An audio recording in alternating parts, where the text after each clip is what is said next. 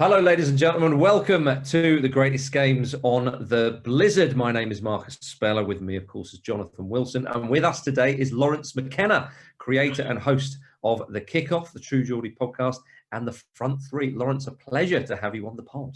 This is my favourite podcast. So genuinely, I'm in like a sort of a strange dream state right now. It's brilliant. You say that to all the podcasts, I'm sure. I actually don't. I refuse most people's podcasts. So you're lucky to have me in that sense. Well, you know what? I feel extremely lucky as well.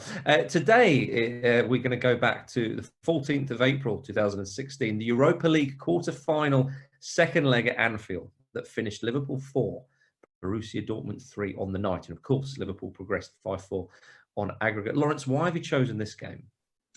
Well, first of all, I was there, which definitely helps. It was I'd say the first adult experience. Let me finish that sentence of the football experience at Anfield. My first ever Liverpool game was Liverpool versus Sion, and it was 6-3 on Halloween.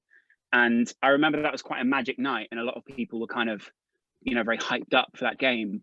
But I didn't really know about Anfield or any of those things. And this was the first time, I think, as an adult, that I'd gone, that's what it means in real life. And not only that, but we stole 2 tickets and they were in the Kop. And I think that just made it so special for me. Klopp was obviously another massive part, but we can get on to him. Yeah, absolutely. Well, it was Jurgen Klopp's first season, of course. Yeah. At Anfield, Jonathan. And it was, they'd started the season with Brendan Rodgers in charge, of course. Rodgers was sacked at the start of October in 2015. And Liverpool, it's funny to think back to those times. I mean, obviously Rodgers in 2013-14 pushed Man City all the way in the league, finished second. Then the following season, they'd reached 2 domestic semi-finals. They got to the round of 13 in the Europa League, having been knocked out of the Champions League in the group stages, and finished 6th in the league. So we finally got ourselves in 2015-16 season. And Liverpool weren't brilliant at the start of that season, and of course Rodgers paid the price being sacked, and then Klopp was appointed just days after that, which suggested he'd been lined up. But a bit of a transitional period, Jonathan, going from Rodgers to Klopp. Rodgers, of course, had got them so close to that league title, but that memory had sort of faded by this season. Yeah, it had faded. I think in another world, another life, he wouldn't have been sacked then. I mean, the results weren't that bad. There's a lot of draws. But it wasn't like they were suffering defeat after defeat. But I think, as you say, Klopp was available. And sometimes when you have a manager that stature available and interested, you have to strike. And I was at his first game, which was a goalless draw away at Tottenham. And the thing I remember from that, I mean, the game itself was pretty tedious. It was sort of like 20 minutes of mad Liverpool pressing. And then they got exhausted. And almost nothing else happened. But what I remember was when the Liverpool team bus arrived, I happened to be just arriving at the same time. So, I mean, I'm not somebody who would go out to see the teams arrive.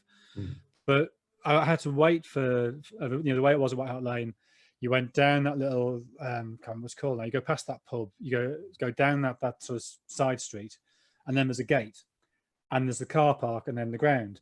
And when the buses arrive, they close the gate so the players can get off the bus, unhindered. And so I was watching them through the gate, and Klopp gets off, and suddenly there's this enormous roar.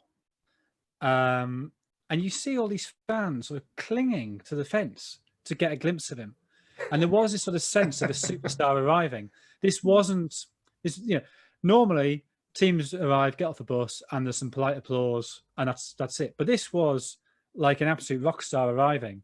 And that was when you sort of thought, yeah, okay, this season, which was sort of drifting, suddenly there's a purpose to it again.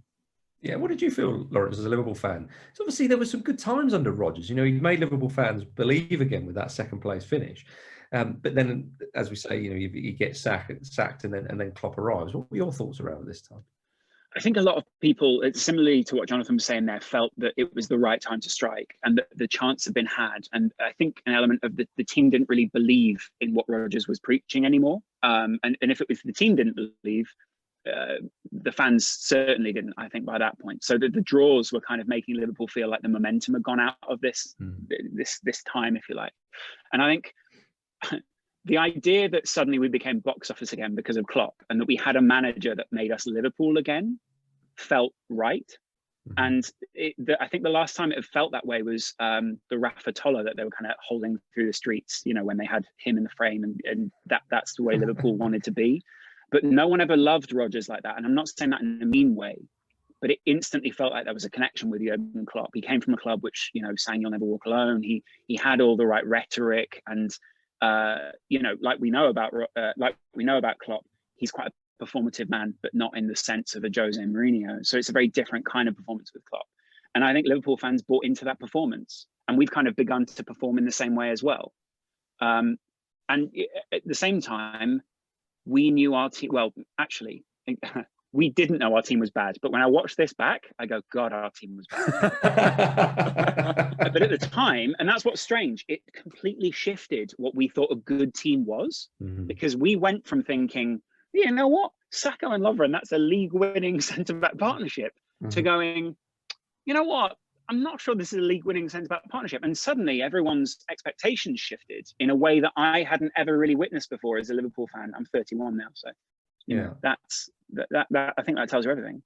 I think that point about Klopp having, it's almost like he's moved from the German Liverpool to the English Liverpool. Yeah. It seems bizarre now. And I remember at the time, I guess because his final season at Dortmund had been so disappointing, there were a lot of questions as to whether he would be able to transfer that. Well, one can forget about that last season at Dortmund, finishing 7th. Yeah, and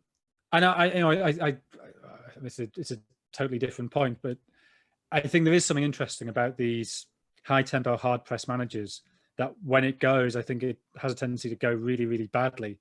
And that will be fascinating when it happens to Liverpool. Yeah, I think it's happening right now, Jonathan. Leeds United fans. Yeah, that as well. But it's also the fact that it's not necessarily the system that's going; it's hamstrings that are going now. That's the problem, I think, for us. Well, yeah. And players break down under. This season there are specific physical pressures, but I think that was what happened at Dortmund. Was the physical, emotional, mental strain of playing football of that intensity under a manager of that intensity. It does catch up with you. But he had shown at Dortmund he could take a club that didn't have the biggest budget in the league, that was a huge post-industrial city, and was famous for the atmosphere the ground generated. And one of the things watching this game back, and perhaps it's because we're recording this in a time when fans aren't allowed in stadiums, maybe it's particularly sort of noticeable. But the way Klopp, I don't say he conducts the fans, I give slightly the wrong idea, but he certainly is able to manipulate and use that atmosphere to his advantage. Whereas I think other managers could easily get carried away by that or be intimidated by that. Klopp is an absolute master of using that in the best possible way for his team. I remember at the time being in the Kop, and it was the first time I've been in the Kop for a Klopp game. And in the Kop, you've got a very kind of clear view of him, and he almost performs towards the Kop in a way. And I remember there were times in the game where something would happen, and collectively we'd look towards him for what the reaction was possibly going to be. And I think, especially when, and this is a strange one, so I'd never really been in the Kop before for a game. It's very difficult to get tickets for that. We had two that were right next to each other, and I looked at, first of all, we filmed the game, and that first of all makes you very unwelcome in real football fans.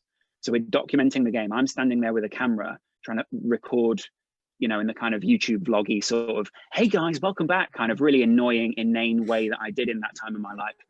And I look to my right, and this guy's he's covered in tattoos. And he just looks at me, and he can see I'm looking at his tattoo, and he goes, I just got out of prison today. And I was like, oh, great. And he went, I just love Jurgen Klopp. And I was like, me too. It just felt like this guy had galvanized all these completely different people in a way that I had never really witnessed before.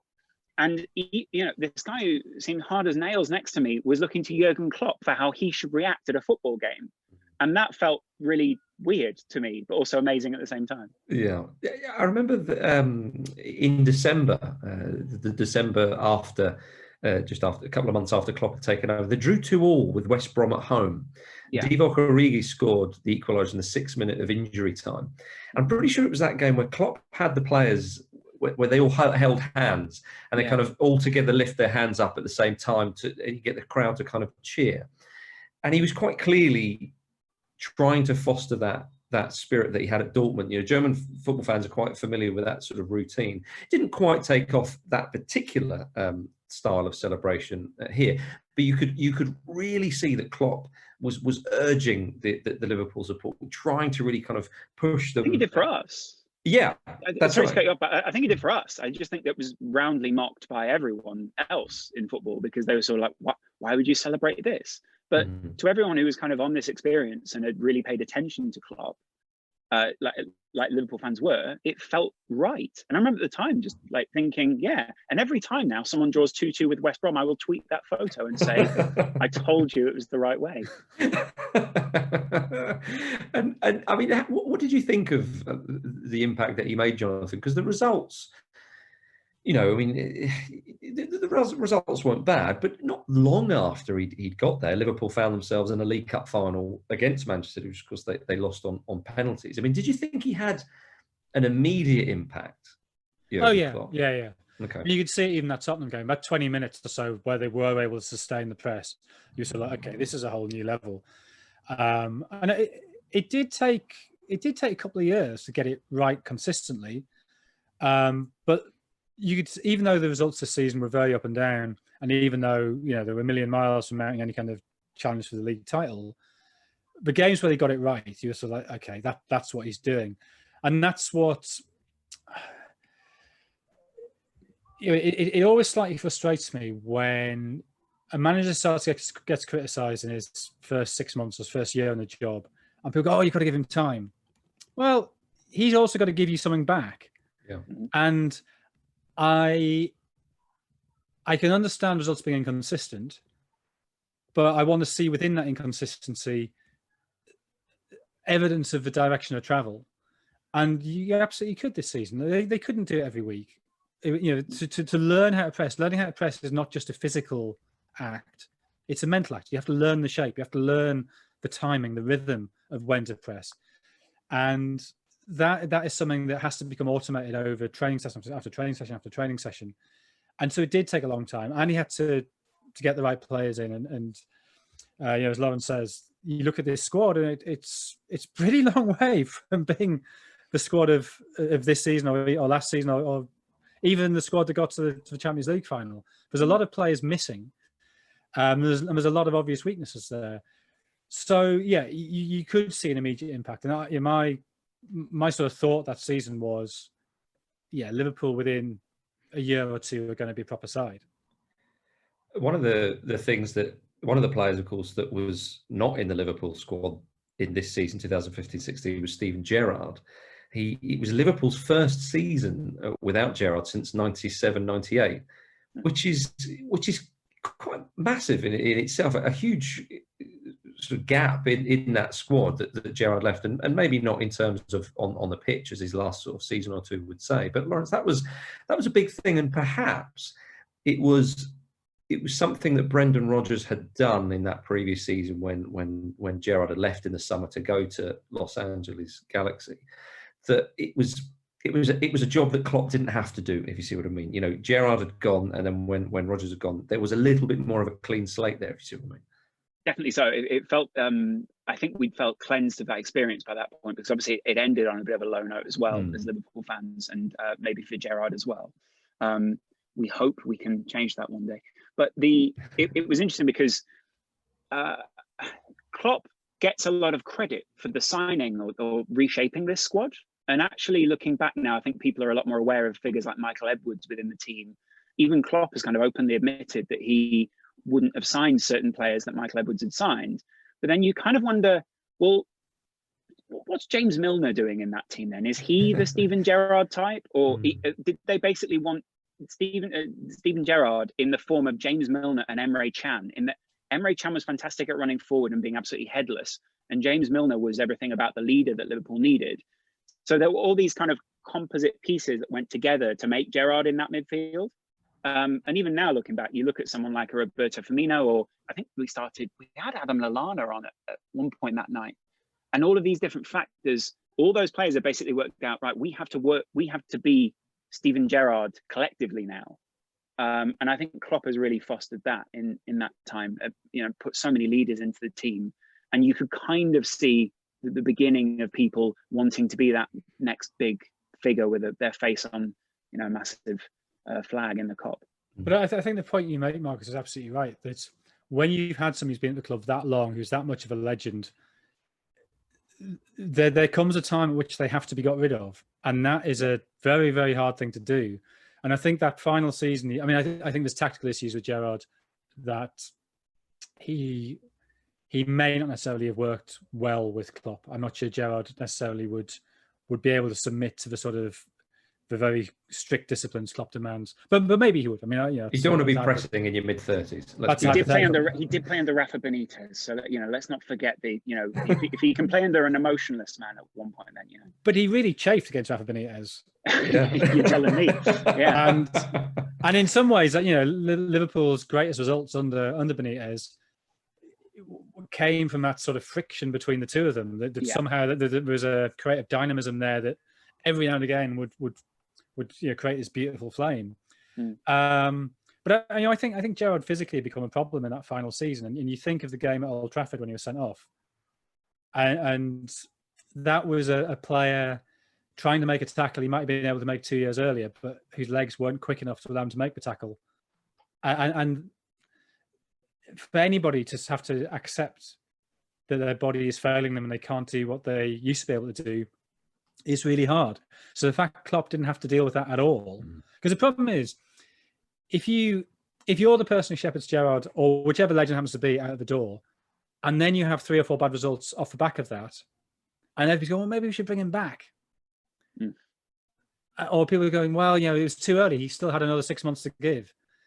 And the last thing you want is that doubt there. Whereas Klopp turns up and that deed is already done. The sacrifice has already been made. You don't want to be the man who kind of says to Steven Gerrard, sorry, mate, but your Liverpool days are over. In the same way, you didn't want to be the man who said that to Francesco Totti at Roma. It's a similar kind of scenario, and Klopp didn't have to do that.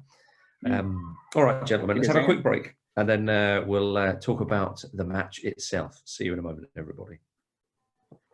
Welcome back to the greatest games on the Blizzard.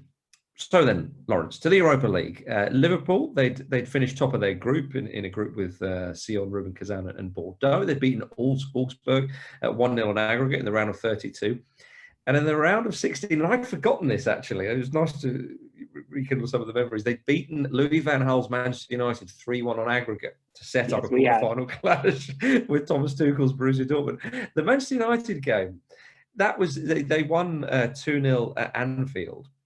It was the perfect game for Klopp to try and get that. Klopp knew what he was doing when he took the Liverpool job. Obviously, he's aware of the history, as everybody in football is. And you remember those great European nights. Well, the game against Manchester United, you think there's a chance to get the raw into Anfield again. And of course, that they did it, setting up a quarter-final clash against Borussia Dortmund. And Klopp is thinking to himself, surely, right, great European football nights at Anfield. This is the kind of thing that will really foster the spirit and get us going again. Yeah, and I think we really needed something like that at that point to believe in, because I don't think Liverpool had the self-belief as a collection of fans that anything was really going to happen in the league. And so this great European jaunt that we were going to go on, which felt quite sort of twee in a way because it wasn't the Champions League and it was the Europa League, was like a nice way to get started. And there were just so many exciting moments in that, and because of what happened in the previous round, which I'd also been at, everyone had this element of, oh, hold on a minute, there's something going on here.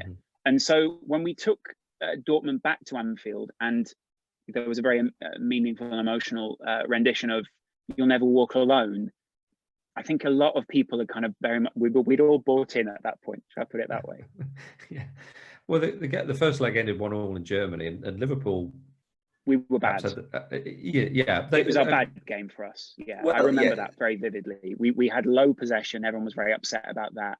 I think people felt like I on the night felt a bit like they rolled out the red carpet and then gone, right, you've had the red carpet. Now it's time to see why you've moved on. But actually, I think it was the other way. Dortmund were almost reminded of they missed him a little bit, I think. Yeah. And, only the previous season he'd been managing at Dortmund as well. And Dortmund themselves had got Thomas Tuchel to take over from Jurgen Klopp, who'd managed at Mainz, of course, the same way as Klopp himself did. I mean, how were Dortmund around this time, Jonathan? Because they were kind of looking to rebuild, of course, after Klopp had left. Yeah, they were. I mean, you look at their team; it's a really interesting team. There's a load of kind of interesting players there. But I think they still miss Klopp. I think they still never quite replaced him, and I think they were still at the time pretty happy with Tuchel. I don't think dissatisfaction had set in, but that relationship would go sour before he left, and I think part of the problem for Tuchel was, while his tactical ideas may have been not dissimilar to Klopp's, personally he is very, very different. He's a much colder personality. Now, that's not to say that he can't be a great manager, but it does mean that he never was able to develop that same relationship. So, I'm not sure where they were in the league at this point, but they clearly, Klopp's shadow was still over them. But you look at that forward line. It was a 4-2-3-1. You just look at the 3 and the 1, and it's Royce, Kagawa, Mkhitaryan, Aubameyang. That's a great front four. There was plenty of. I suppose they're all young. They're all developing at this stage. Aubameyang, I guess, wasn't that young, but he was still sort of on the upward curve of his development. But it's a side that looks a better balanced side than Liverpool did. Yeah. So the first leg ended 1-1, really? Of course, Laurence. And that's better. Yeah. Agreed. Sorry. That's was completely agreed. We're all agreed on that point.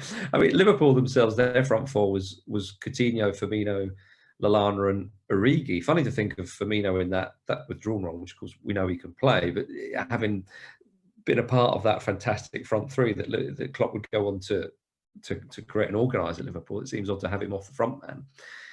But straight from the off in this game, Laurence, the atmosphere was there. It was poised to be one of those evenings. And what was the feeling like in the Kop as the whistle went? Were people expectant? Did they think, we can have this lot? Yeah, I think they were expectant. They thought it was a bad first leg performance, and Dortmund were the better team, so Liverpool had to play up here. I remember everyone was very confident. It was probably the best rendition of "You Never Walk Alone" I'd heard up to that point. And it was also, there was this sense of like kinship, I guess, when we were singing it. Everyone was singing along. And I'll admit, when I watched the video back, now that we can't go to games, I did shed a tear and think, God, I really miss that feeling of singing with other people. And you realize, I guess when you don't have it, you don't really have it to miss. But I do miss that at Anfield.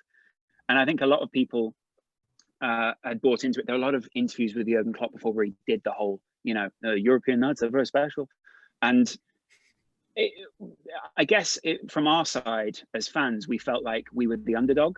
And, we had to play up here. And especially when you look at that starting lineup, you realise why Liverpool were the underdog, but at the same time, why there were such special points. But within the stadium, I think everyone thought, yeah, we've got this. It was only 1-1. I think, that's not that bad going into the second leg. Yeah, well, especially if they were underperforming as well. Yeah. I mean, it only took 5 minutes for the first goal to go in, but the game started off quite lively. And Mkhitaryan scores after a good save from Mignolet. Again, I think... Was it a good save? Yeah, well, Michael Owen on COCOM certainly thought so. Yeah, Michael Owen thinks a lot of things. One of Anfield's favourite sons, lest we forget. Shame he left. But it was 1-0, and then 1-0 was soon 2-0. Aubameyang after 9 minutes. What are you thinking there, Laurence? Well, I did send you the video that I made of this, Marcus, and I think you can kind of see at that point I'm a bit like, this video could be over very quickly. Yeah, should we stop this whole video recording business? There was kind of a discussion. I was with a good friend of mine, Glenn, who was filming the whole thing, and we were kind of like looking at each other a bit like, oh, this is terrible. Not only are we filming in the Kop where people clearly are looking at you and going, why are you filming? But you're filming a terrible loss in Europe.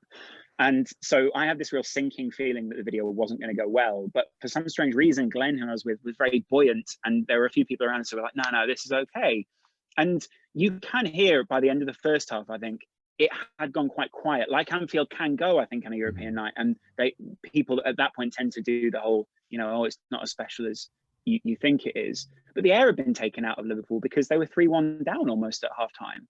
And at that point, the expectation was still that there was a comeback on. There's only 2 goals at Anfield. And I think Liverpool felt like they'd attacked well enough in the first half, and they were going to the Kop in the second half, that, it was still doable. Yeah, I mean, as a neutral, I think I couldn't see Liverpool winning the game at half time, not just because it's a 3-1 down aggregate, not just because there's 2 away goals, but the nature of the 2 goals. So, the first goal, Royce to Castro, beautiful lob cross. Aubameyang shot is saved, and then Mkhitaryan falls in. The second one, Royce through to Aubameyang. And you just sort of thought, if Liverpool leave any space between Milner and Chan in the back 4, Royce can just cut through that at will. And they've got the pace of Aubameyang. I can't see how Liverpool could conceivably generate the pressure they'll need to create without leaving themselves open for counter-attack to a team that is clearly brilliant at counter-attacking. Did anyone else think when they were watching this how slow the whole Liverpool team looked? I don't mean that in like insult to that team, but I mean, when you watch Liverpool now compared to that Liverpool then, this felt like a different age of football to me. It felt so weird to watch it. Well, yeah, I mean, it compared to Liverpool now, it's light years away. I mean, as Jonathan was saying, But I think part of that is the positioning, though, right? Because both of those first 2 goals, the back 4 is too deep. So you sort of, why are you there? Oh, sorry, not too deep, but the gap between them and the midfield is too big. Yeah. And you sort of, how have you got yourself in a position where Royce can just sort of play an angled pass and suddenly you're naked? Like, how's that happened? And that I think is that organisation. It takes time to build. Yeah. And Sacco and Lovren, obviously, I think Sacco had the turning circle of a dump truck, so it was very difficult at that time. It was, yeah. I mean, to be honest, I know Liverpool had a few moments of their own, but half-time 2-0 could have been 3-0. There was a couple of moments. Aubameyang just failed to connect. I think Mignolet just palmed it just past him, and then he was very close to converting again if he was a couple of inches taller. And at 3-0, possibly the game would have been killed off. We'll never know. But straight into the second half, Emre Can puts Origi through, makes it 2-1 on the night, and suddenly it's back on, Laurence. That's when the Anfield roar was heard. Yeah, and I think it's also the fact that it's Divock Origi up front for Liverpool, and I mean, now we see him as more of a cult figure, but I think at the time Klopp had said, "Oh, we're going to have a bit of fun with Divock Origi. He's got some pace." There was a sense of what can we make of this guy, and I think he had a bit more self-belief at that time. So overall, people are okay. Well, maybe there's something on here. And Coutinho was always good for a goal, and I do remember one of the reasons I did think we would score in the second half was he kept getting into that Coutinho position just in front of the D, and almost getting something off, and it felt like there was a goal in it for him. But when the Origi goal goes in, Jonathan, are you thinking, "Oh, hang on, could we have one of those nights at Anfield?" Yeah, absolutely. I mean, I wasn't at this game, but I've been at Anfield enough, and you think of the Olympiacos game, particularly in 2005, when a game you think is done suddenly. I mean, I remember that Olympiacos game, sort of just pushing my laptop away and thinking, there's no point writing anything because the next 20 minutes is not the sort of football where there's any rationality here. I can't trust anything, so there's no point trying to write about this till it's done. And so when he scores that goal, you think, well, 42 minutes 40. To score 2 goals. Of course they can do that. But then 9 minutes later, was it Hummels beautifully puts? Oh, what a pass that is! Yeah, and again, it's just the cleanness of the strike. Hummels ball inside the fullback, inside Klein. Royce runs onto it, first time finish, and it's so quick. It's great finish as well. And yeah, great pass, great finish, and you just sort of think, well, they can kind of do that at will. So I don't and so again, my thought wasn't so much that Liverpool can't score twice here or 3 times here. It was they can't score 3 times without conceding yet another goal, just because Dortmund looked so clinical when they got the chance to counter. But that goal, Laurence, is like it's such a killer. I mean, how many times over the years supporters of the England national team and English clubs, I mean, granted, a lot of the Liverpool players weren't English that night, but when you often think of trying to kind of crash bang wallop your way through a side or play a bit of heavy metal football, though that's slightly I don't want to sort of cheapen sort of Klopp's words or what his philosophy is there. But you often think that you think, right, we've got to pile men forward and so on, and when you think, all right, we've got a moment to do that, as Jonathan says, that sort of crispness, the sort of the clean sort of beautiful finish, the skill, the craft behind that goal, you just think, I don't think we can do that. I always think, though, do you know one thing? There are two factors that I think Klopp changed with Liverpool in that time. One was that the team began to feel quite binary, so it either felt like it was going to work, or Klopp and the team almost gave up on the game and went, yeah, this one's done. And it was strange because we almost got the feeling that Klopp hadn't given up on this game and that the team hadn't given up on this game. And then there was a sense very often with Rodgers that he was sizing up against his opponent, and it was very much about, we're the big boys now, and we're as good as these guys. Whereas I guess with Klopp, it felt like there was more of a feeling of the little horse that can, or whatever you want to call us. So there was a different feeling around it, and I think emotionally the players reacted differently to those goals. And it was very much like, yes, okay, you've scored. It doesn't really change what the task was in the second half. And I think I remember saying to Glenn at the time, it was like, it doesn't really change anything for us. We still have to just keep going forward and keep trying to score. So the attitude from Anfield didn't really change at that point. I don't think it changed from the players either. Well, then, of course, 9 minutes later, Coutinho does get his goal. And it was classic Coutinho, Jonathan, who gets the ball sort of cut inside and then curls into the corner. And then it's back on. Yeah, 2 goals in 24 minutes. And I mean, clearly it does change the equation when you concede a goal. But I know what Laurence means, that 2 goals in 24 minutes without conceding is almost easier than 2 goals in 42 minutes without conceding. if that makes sense. Suddenly you can conceive of, actually, Dortmund are starting to wobble here. It only takes one more goal and they're going to be really wobbling, and then they won't commit to the counter-attacks quite so determinedly, and then suddenly this is in Liverpool's hands. So yeah, once that second goal goes in, yeah, definitely you sort of think, well, it's a quarter of a game, score 2 goals, that's definitely on. Yeah, and then 12 minutes later, the corner comes in and Saka reacts quickly and heads in. And it's funny because as the corner comes in, again, Michael Owen on the COCOM says, it shows you don't have to beat the first man with the corner, because it should never have really got past. It was kind of like head height without jumping. And it sort of evades a few people, and Saka can't believe his luck, really. Well, it was played to Sturridge at the near post.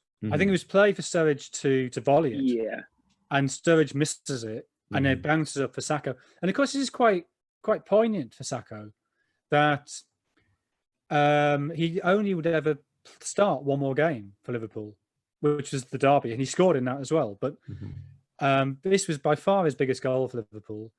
And the reason for that, and it's really, I mean, whatever his limitations as a footballer, what happened to him is deeply unfair. That after the Manchester United game, he had a drugs test.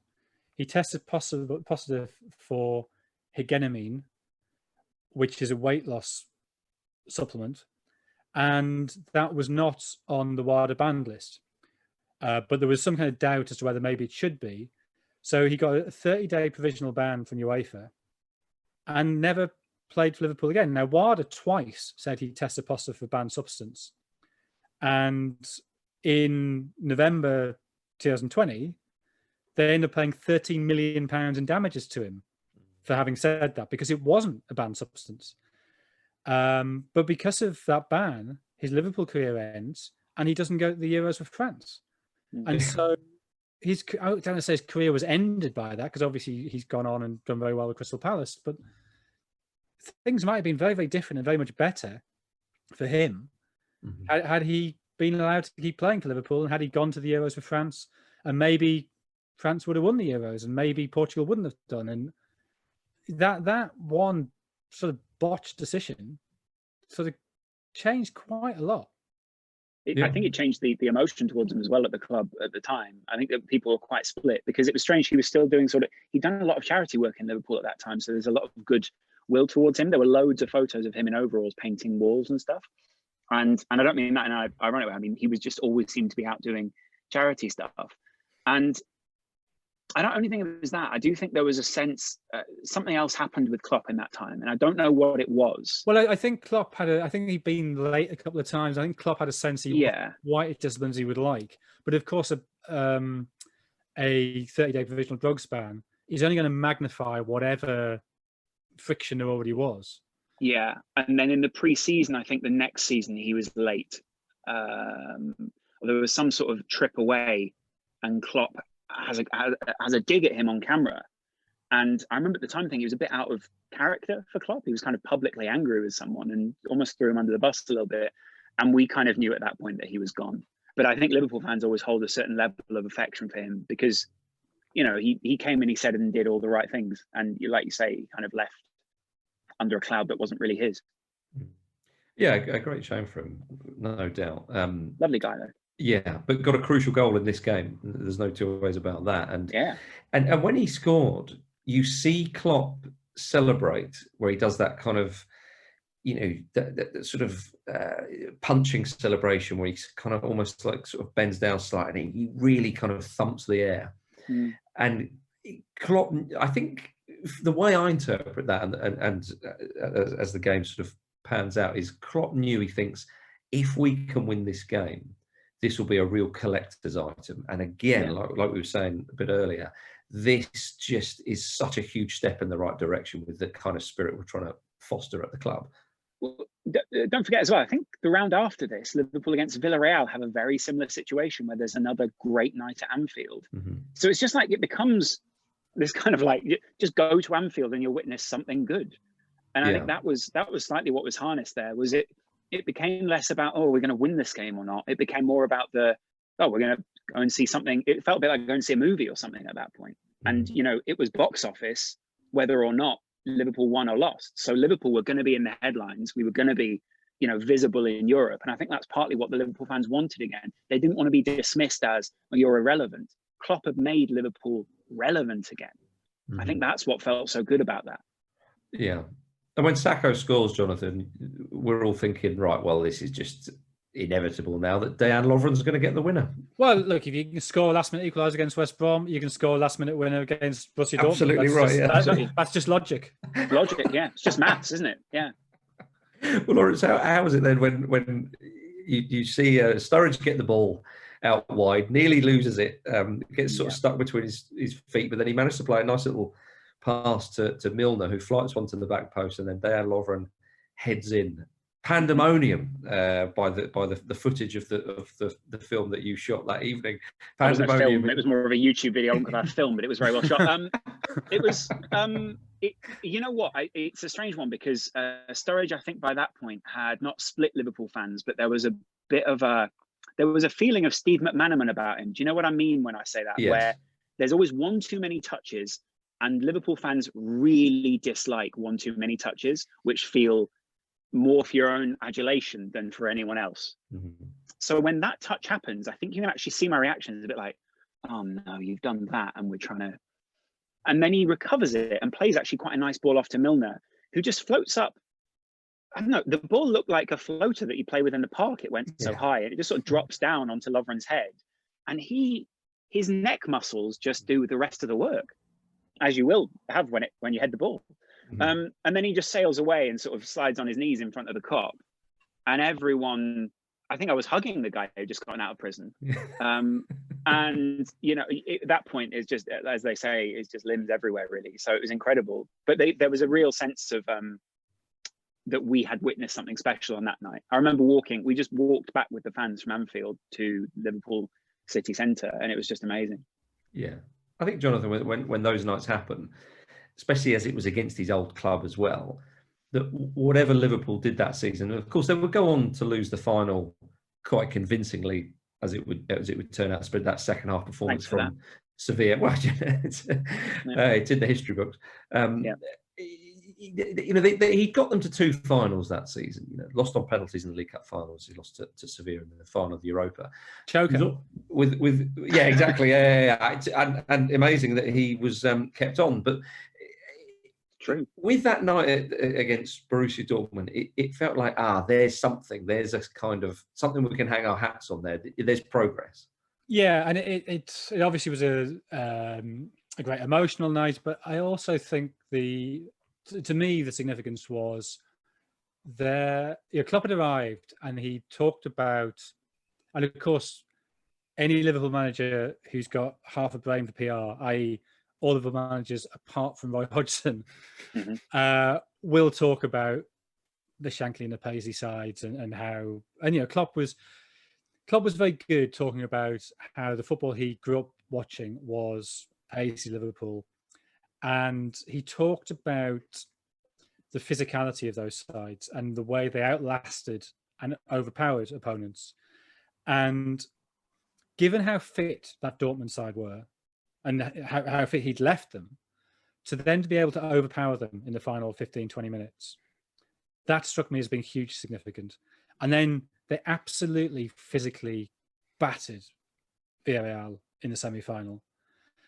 And so I sort of got myself into a position of thinking, yeah, this is actually the coming wave of English football. And I still think this is right, that Premier League teams have got themselves to a physical pitch like we had in the late 70s, early 80s, when Premier League teams or English teams can overpower foreign counterparts. And I thought that was happening in the final against Sevilla when they 1-0 up at half time.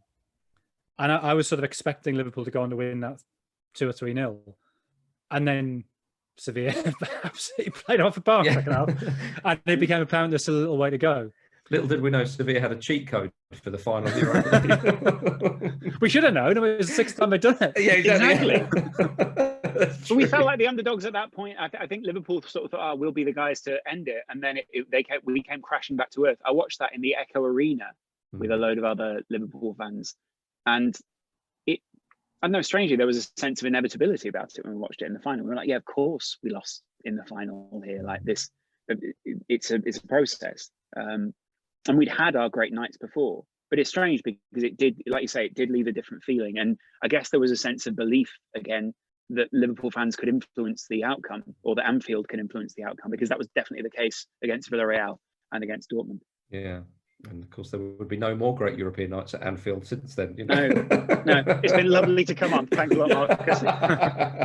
But it has been enjoyable, Laurence, having you on, talking about sort of Klopp's earlier times as a Liverpool manager, because again, you can see that you can see the development sort of straight away, and what he's gone on to achieve has been absolutely phenomenal. But Laurence McKenna, thank you very much for coming on Greatest Games.